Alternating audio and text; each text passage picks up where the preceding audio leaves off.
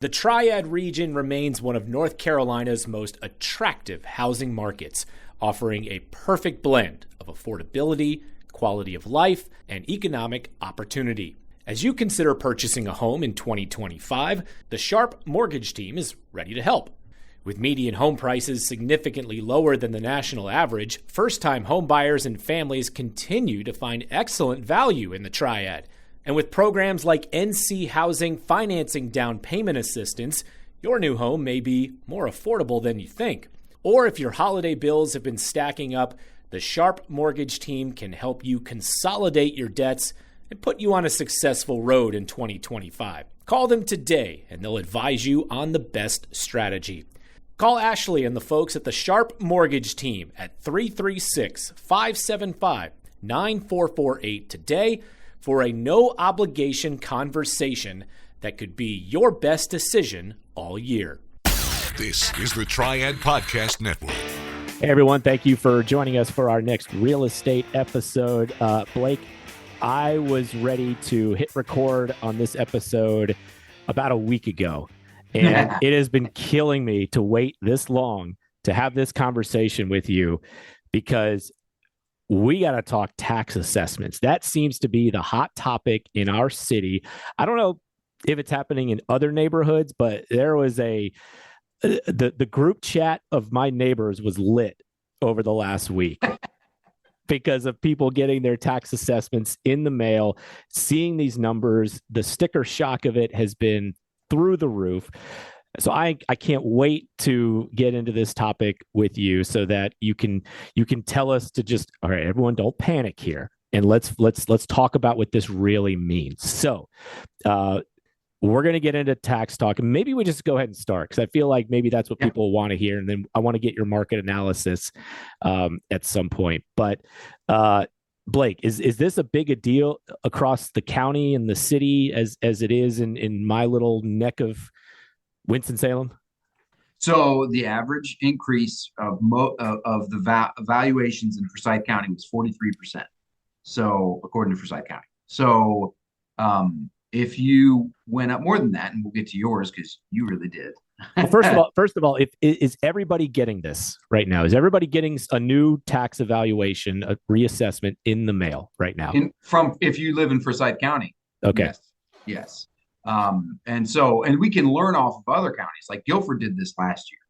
And that's why, the word that people talk about with government is equalization, right? They're supposed to, if their budget goes up 15%, they're only supposed to increase the revenue by 15%, right? So people and Ginther basically raised property values to fair market or what they deem. And in theory, a perfect world, it would be about 90% of what you could sell it for in a perfect world.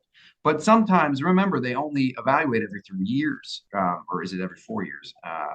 Pardon me. I think it's they changed it from every 6 to every 3. So the reality is they don't want to undershoot it right off the bat. So they might have overshot it a little bit, but then by next year, in theory, if the properties continue to go up in value, they'll be right at it. And then by the third year, they'll be underneath it, right? That's typically how it works. So your tax value might be this year 100 to 105% of actual value. Now, most people who've reached out to me, I'm like, you could sell your house for probably pretty close to that. But let's get to the more important matter. Did your bill go up by 43% on average, or for some of you 60, 70, 80, in your case, Adam, 90%? And the reality is no, the bill will not go up that much. Of course your bill's going to go up, right? The budget went up. So we do think, but I believe, according to some city councilmen that I've discussed this with, it is going to go up, 15, 20% from what your bill was. So if you were paying, $2,000 in property taxes last year, 10% is of 2,000 is $200. So realistically, your bill might be, instead of 2,000, it'd be 2,400, right? That's about where they anticipate, where people in the know of Forsyth County anticipate. Guilford County was somewhere in that 20-25% amount. So it's all relative. But if you have if you had a $3,000 bill, regardless of what your value just went to, your bill will most likely be $3,750. And it will go up 25% tops. So that was the thing that when you see this come in the mail, you open it up, and let's use our example, and we'll get into a real example here shortly, but let's use your example of, let's say your property tax value was $200,000, and you open up this letter and it says your new property tax assessment is $300,000. I think a lot of people would look at that and they say, what does that mean? Does that mean I'm going to have to pay this increased tax bill, and I'm going to have to pay it all in one lump sum, and I'm going to have to spend a ton of money because of this? And I had to ask you separately, like, what does this mean for my wallet in this moment? So explain how the math works if somebody was to see that. Well, they have until June to file basically an appeal, first of all, and then by the way, every tax bill you can file an appeal in. You have a 2-week period when the bills come out in August. So that's a side note. You have time to file your appeal. I would get your appeal done sooner than later because Forsyth County is way behind. So to your point, that's exact example of a 50% increase. They go, oh my gosh, did my bill just go up? Well, let's take, and this is how they do the math. Their bill on a $200,000 house, right? If your $200,000 evaluation, you divide it by 100, and then you times 1.4, because that's basically our tax value. That would be a $2,800 bill, right? That's what they were accustomed to. It's $2,800. Well, now they're the $300,000 divided by 100 times, here's the key, 1.4, the same tax rate, which it won't be.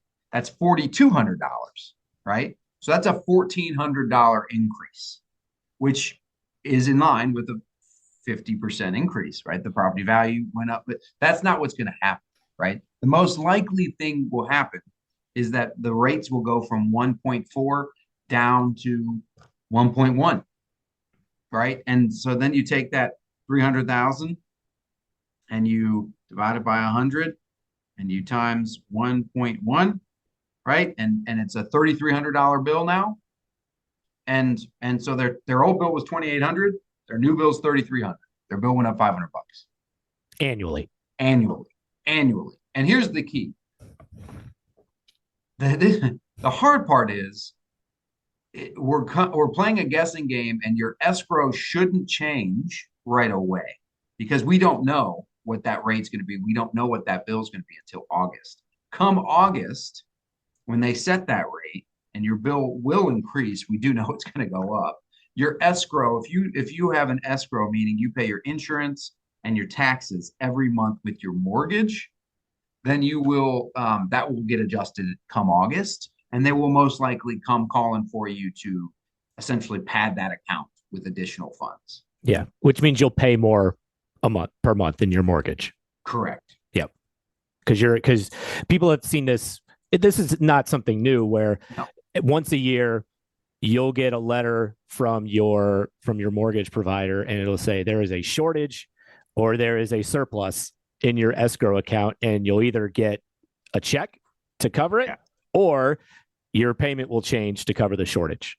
And if we're boring you to death with this, we'll get to the good stuff in a second, right? We'll get to some days on market and some marketing stuff, although that might bore some people too. So, but if you're a property owner in Forsyth County, this is directly impacting you, and you're definitely going, what's my escrow going to change to? What's my bill going to change to? And no one, frankly, other than the city commissioners and downtown, who know what that bill is, what their budget increase is going to be able to tell you. But I actually think that real life example is probably pretty darn close to what it's going to be. I don't know if it'll go from 1.4 to 1.1. It might go from 1.4 to 1.2, but they'll lower the rate to match to soften your evaluation increase, right? Yeah. And of course, as the budget next year increases, the following year, then they'll raise the rate a little more. I mean, this is just how it's always been. Yeah. They won't do a reassessment of your home value, but they might change the tax rate. Yeah, I mean, the truth is, even though people should never use tax values as any kind of reasoning for buying a home, people do. And it just depends on where they're coming from in the country, because some tax values are super spot on, some are kind of all over the place.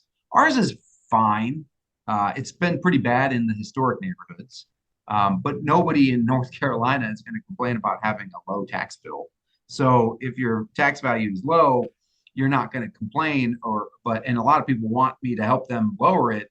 So why don't we segue into another great way to do that, right? Which, besides filing a complaint and an appeal and getting comparables, actual comps from myself, which is one way. Another way is, you've all heard me talk about, and I've said to you, Adam, before we click record, I said, did you do your home equity line yet? And you said no. And I went, now's a perfect time, because it's basically, if you go to a Legacy who has a very conservative 100% home equity line, which is why I recommend them over others, which are more, which typically is 80%. A conservative 100 is better than, an aggressive 80.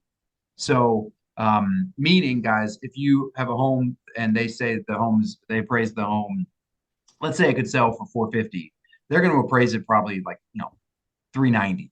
Well, you're going to get access to, and your mortgage is 200.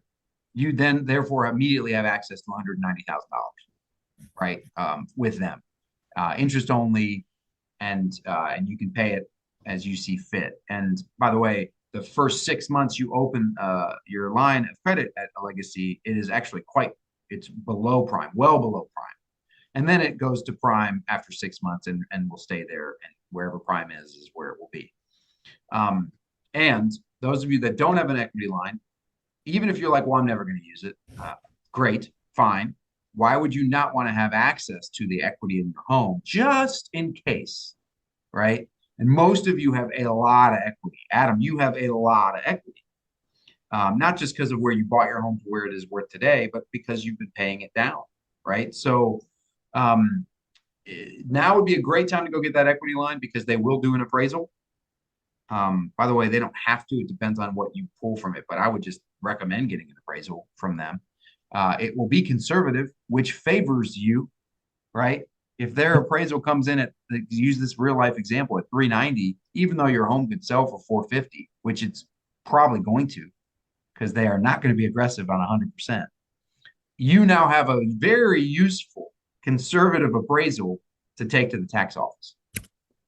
Bingo. So that's what you could then use to appeal the tax value that you just received in the mail. Very long-windedly, if you listened for all that time, congratulations. We got there. We got there. We got it. That makes a lot of sense. So, we were talking about it in this aforementioned neighborhood group chat, and I asked people if, hey, are you going to appeal this? And some of them said, yes, absolutely.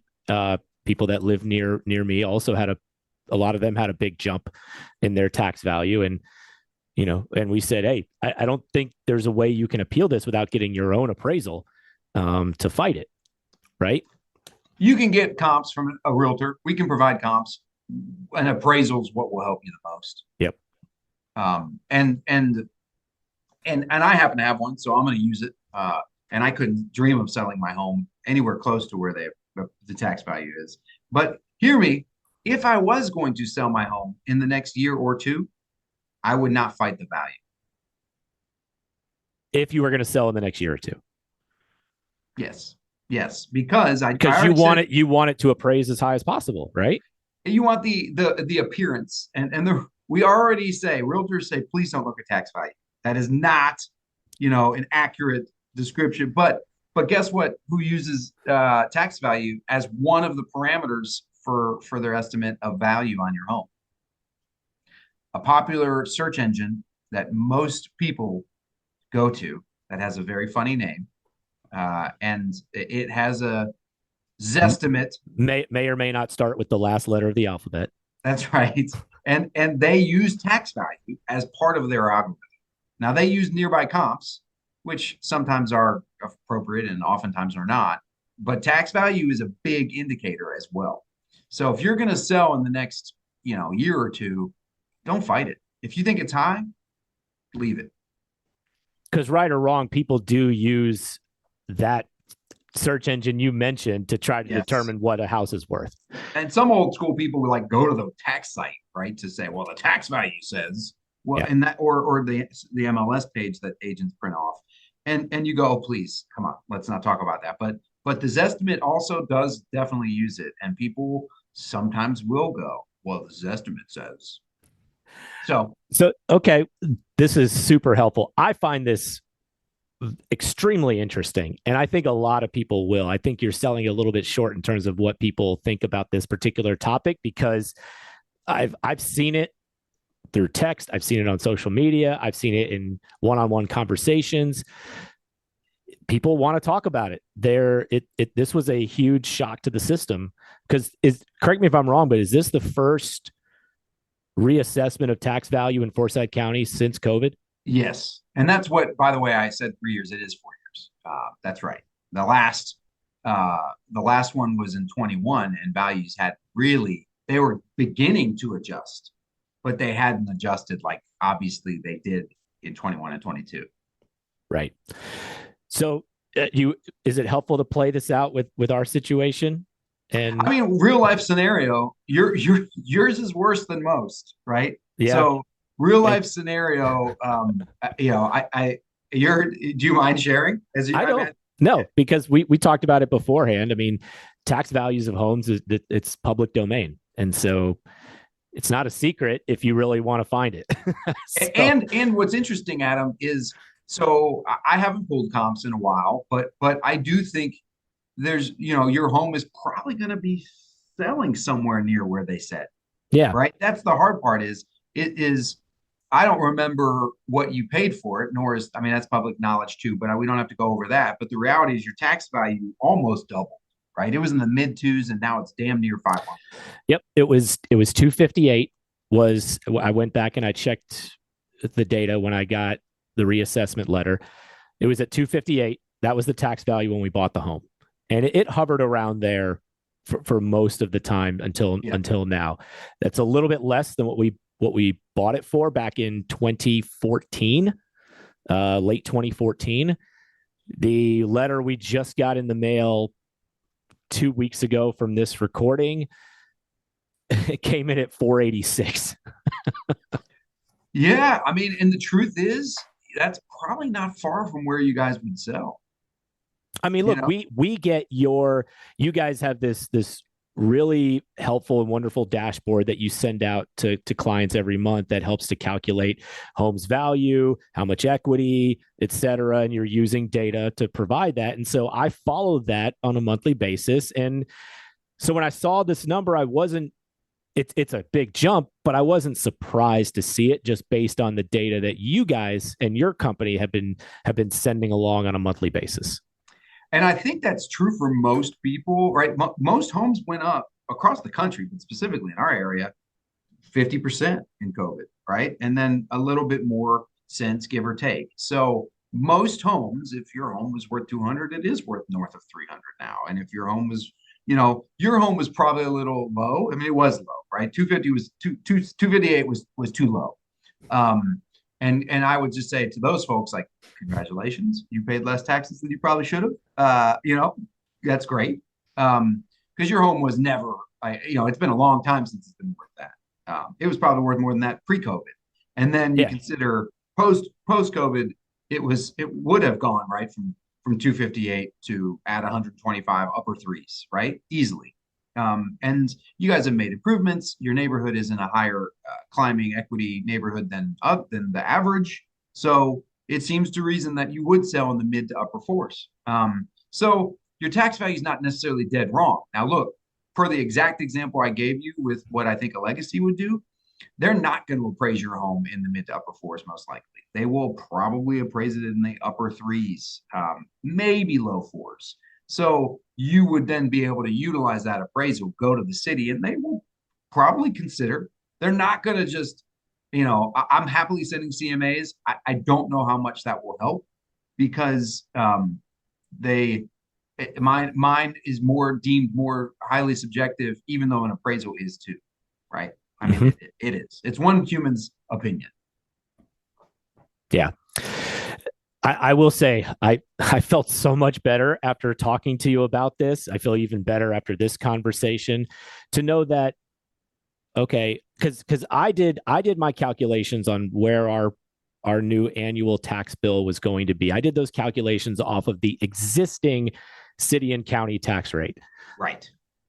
But hearing you say that, and you're not guaranteeing anything, I'm not asking you to do that, but hearing you say that there's a chance that they may decrease the tax rate along with this makes me feel a little better in knowing that I'm not going to see this huge bill come due all at once because of this.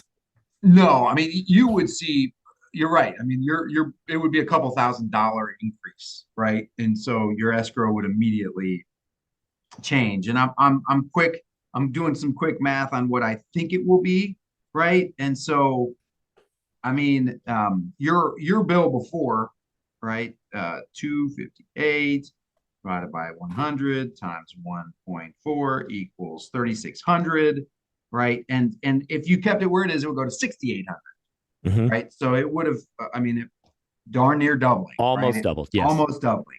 And I do think that if it's 1.2, right, then it would be 50, it would be 58, which is still $2,000 more, right? So you would not quite $200, but 175 more a month. Your bill could be going up. And I think that's probably going to be not too far from a lot of folks who own homes in our average price point of anywhere from the 3s to the 4s of Winston. That's probably, the bill will go up $100 to $150 a month. And I'm not saying that's not nothing. No, it's not nothing. It just won't go up the $300 or $400 a month that they fear it will. Right. So what'll probably happen here is at some point I'll get that letter from our mortgage provider saying you have a shortage in your escrow, and I'll know the reason why. And then it'll say, here's your old monthly payment. Here's your new monthly payment. That's right. Yep. And my guess is, and then we'll do a show on this in the summertime, right? My guess is your bill's going to go up $1,800-ish. That would somewhere between $1,800 to $2,000. And then I divide that by 12. Right. So yeah, anywhere from 150 to 170 a month. Yeah. I was estimating about $200 increase to our monthly bill. That's a good, healthy, smart place. But I mean, if they didn't lower the rate, dude, it would be 300 plus, it would be over $300 a month that you would be. Yeah. So, yeah. Okay. I feel better. Thank you for, and I'm going to share this. I'm going to share this episode with my neighbors and say, hey, Blake made me feel better about it. Listen. And especially if you're thinking about appealing, listen to this as well in terms of what might be some options you could take. And get into a legacy sooner than later, because I also think people are going to be getting equity lines for other reasons. And I think that's why a lot of people don't, is they think, well, is that a sign that I'm in trouble? No, it's a sign that you're being fiscally incredibly responsible and keeping options open. It's what we tell our kids, right? Go get good grades to keep your doors open. It's time to get serious about your financial future. It's never too early, but it could be too late to get started. And that's oftentimes the hardest part, getting started. How much do I save? Where do I invest? Do I save for college or retirement? How much for each? And who do I talk to about it all? Okay, we'll keep things simple for now and help you answer the last one. We recommend you begin with a local financial advisor, and that's Jennifer Johnson of Three Magnolias Financial Advisors. She'll sit down with you for a complimentary introductory consultation and go over all of your questions. Get started on the path to achieving your financial goals. Visit threemagnoliasfinancialadvisors.com or call 336-701-1600. Get comfortable with your financial future. Three Magnolias Financial Advisors, retirement, financial planning, and investments. Securities offered through Private Client Services, member FINRA SIPC. Investment advisory services offered through Three Magnolias Financial Advisors. Three Magnolias Financial Advisors and Private Client Services are not affiliated. Private Client Services is under separate ownership from any other named entity. Life is full of celebrations, birthdays, holidays, life milestones, and so much more. And who has been helping generations of families celebrate these events? Our friends at Dewey's Bakery. And even if you aren't planning for something in the near future, you don't have to wait to enjoy something savory and delicious from Dewey's. Maybe you just need something to get you through your Mondays. Drop by every Monday for a free Cake Square Day. No purchase necessary. Just come celebrate the start of a new week. So, if you're hearing this ad on a Monday and you're in your car, reset that GPS and get to one of their 3 Triad locations immediately in Winston-Salem at Thruway and Renolda Manor, plus one in Greensboro at Friendly Shopping Center. And any day of the week, you can find the perfect item with fast and easy ordering options at local.deweys.com. Plus, Dewey's does so much to help celebrate our community. To date, they've given back over $4 million to local schools, churches, and other nonprofits. Your next celebration isn't complete without something special from Dewey's Bakery. Dewey's. Celebrate every day. Well, I enjoyed doing some live math on this episode with you, Blake. Pretty much what happened. What happened. And, honestly, we rambled on, and I hope people will. I do think, by the way, Adam, I rambled on, you did, about this subject. But I will say the real estate market in general, there's not a ton of surprises. We are back into that we've been in that normal competitive market. It is picking up. There are multiple offers again. There are a lot of sellers choosing to underprice. I don't know if they're choosing that or their realtors are advising that, but ultimately the reality is we're starting to see, especially in some of the hotter neighborhoods, purposeful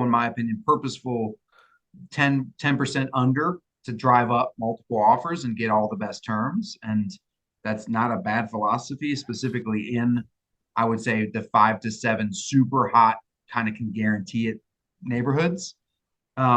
What I did find interesting on the data I pulled right before we clicked, before we got on together here, was the softest market the last couple of months has been basically 3 to 500.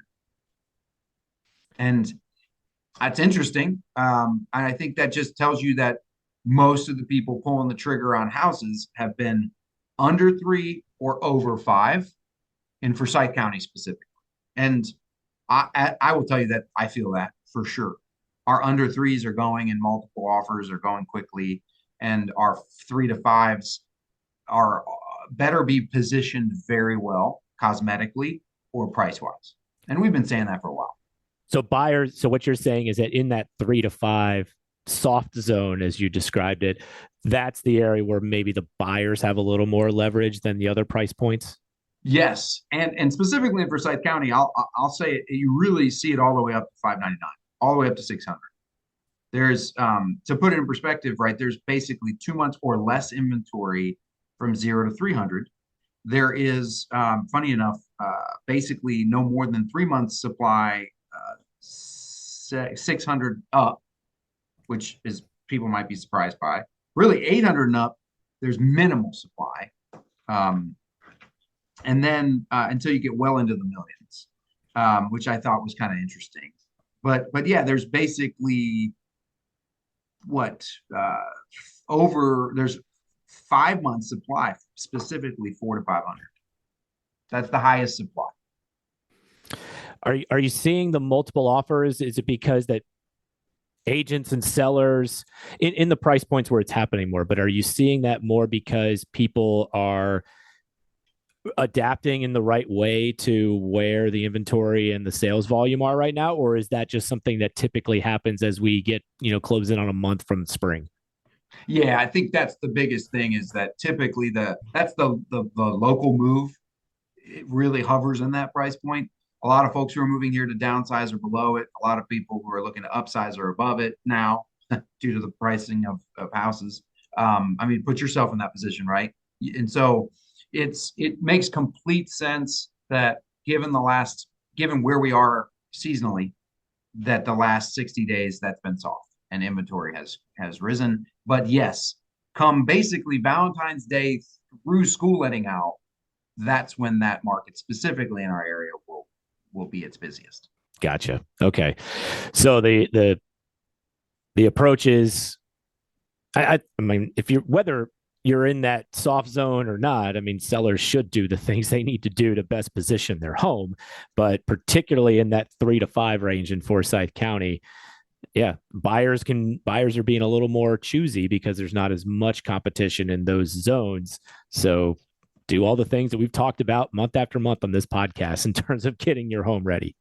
Yeah, 350 to 650. I'll get even more specific and say 350 to 650 especially need to position themselves for success more than they've had to, right, for a while. Yeah.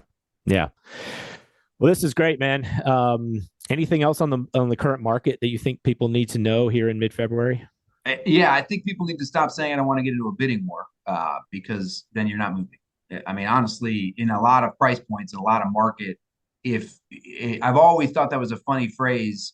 I think there's ways to perhaps avoid a bidding war. But by saying that, what you're really saying is you're a really super weird human who is going to like something that no one else likes.